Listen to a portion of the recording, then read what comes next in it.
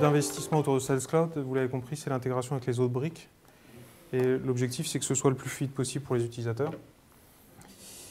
Donc, je vais vous montrer une preview de la prochaine release qui arrivera à l'automne et sur laquelle il y a un très gros travail d'intégration qui est fait d'un point de vue utilisateur.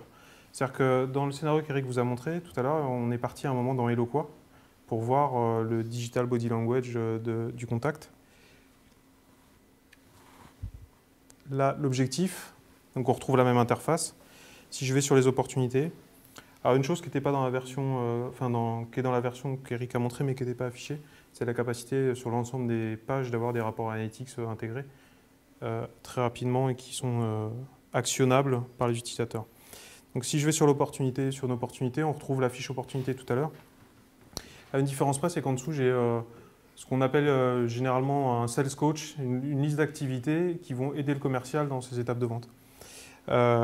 Et donc, je reprends le scénario, je vais le faire en beaucoup plus accéléré, mais l'idée, c'est d'abord d'aller voir le contact que je vais rencontrer et donc d'aller regarder l'activité digitale de mon contact. Et plutôt que de basculer directement dans Eloqua, j'ai l'ensemble des informations qui sont complètement intégrées dans Sales Cloud en temps réel depuis Eloqua.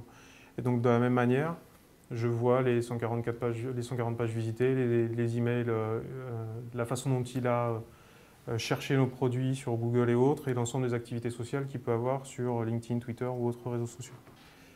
Donc on est vraiment dans une logique d'enrichir l'interface principale du commercial plutôt que de l'emmener dans d'autres applications.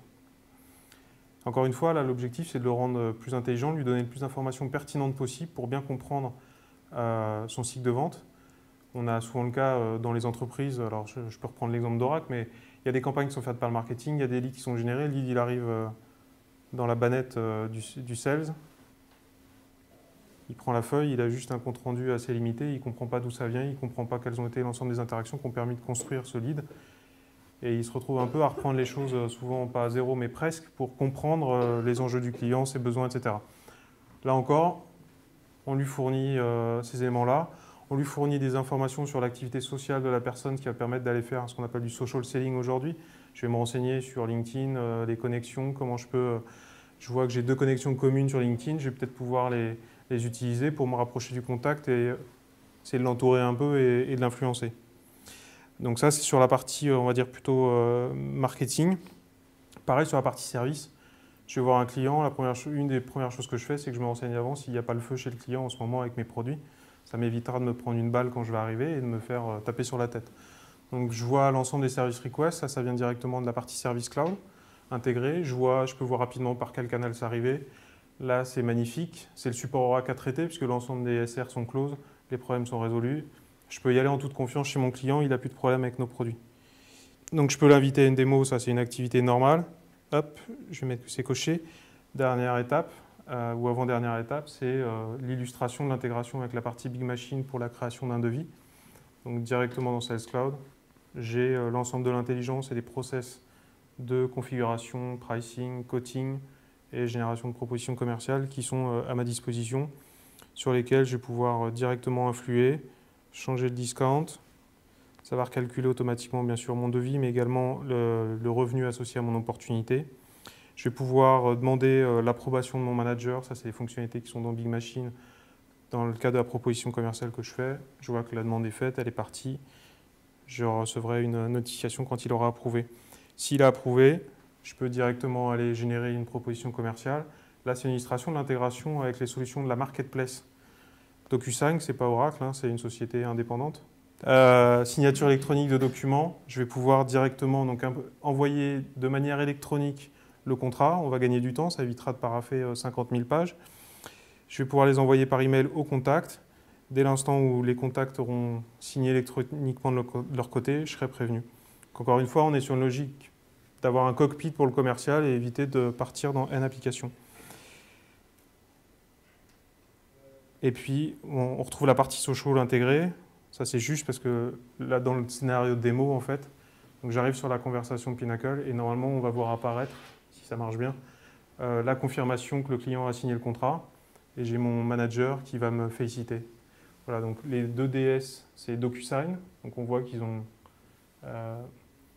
signé, automatiquement mon opportunité elle est close. Et forcément, mon manager me félicite et il me dit maintenant tu peux aller bosser sur la prochaine opportunité. Voilà, ça c'était une illustration de ce qui arrive dans la prochaine release d'un point de vue intégration UI, cockpit pour le commercial. Encore une fois, simplicité, mobilité. Le but c'est que les commerciaux vendent de plus en plus. On se demande si c'est pas fait pour les commerciaux Oracle.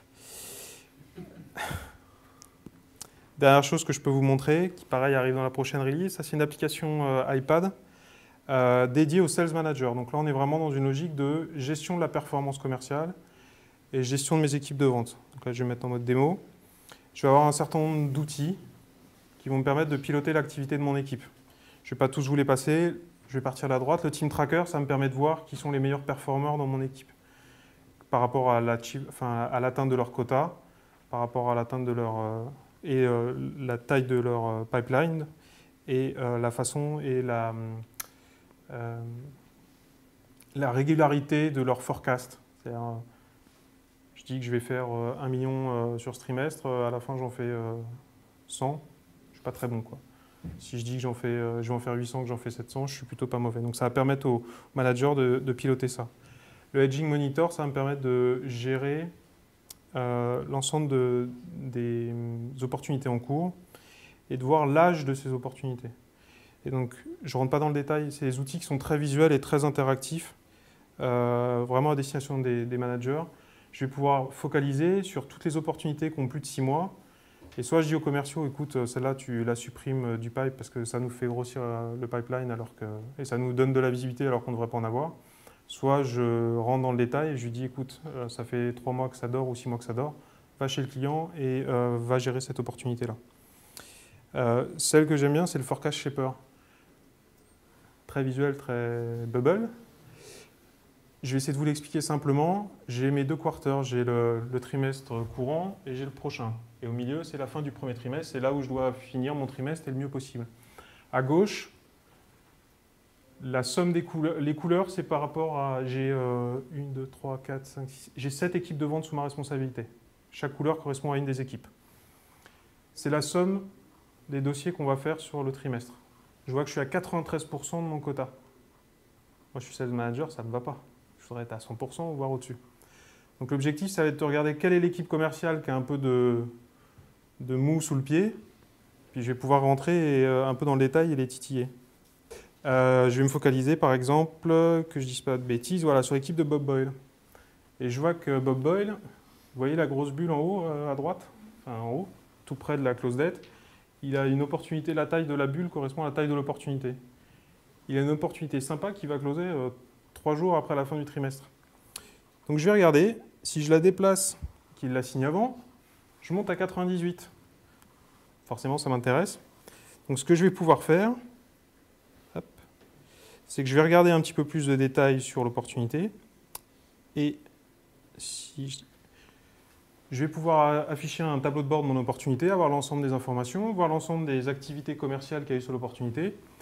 Et puis, soit je lui mets une note qui va redescendre dans Sales Cloud directement et qui va pouvoir consulter, soit j'ai le lien avec l'espace collaboratif. Je vais rentrer dans une conversation sur l'opportunité et je vais lui dire « Bob, celle-là, va falloir y aller, va voir le client plus tôt et on essaie de la rentrer sur ce trimestre ». Donc un peu de what if analysis et surtout des outils qui vont permettre au sales manager de bien gérer le pilotage de leur activité commerciale. Je vais pouvoir analyser mon pipeline. Donc vous connaissez ce qu'on appelle le funnel, hein, donc mon entonnoir. Plus j'en ai à gauche, plus ça veut dire que j'ai de deals potentiels et plus j'avance, plus je suis près de la date de signature et en général, ça va plutôt en descendant, c'est rare que ça aille en augmentant. Donc sur certaines industries, après je vais pouvoir, sur mes équipes de vente, je vais pouvoir focaliser pour voir si le funnel il est bien comme ça. Donc mon funnel global il est bon. Par contre, alors là il faut que je fasse réapparaître. Je peux filtrer, je peux voir du coup pour chaque équipe de vente si le funnel est bien et si j'arrive à le faire sans l'ouvrir, c'est magnifique. Donc lui il est plutôt pas mal. Alors on va essayer de trouver celui qui est pas bon. Celui-là il est pas très bon. Celui-là est plutôt très mauvais, c'est-à-dire que j'en ai beaucoup et très vite on perd tout, quoi, on ne travaille pas les opportunités.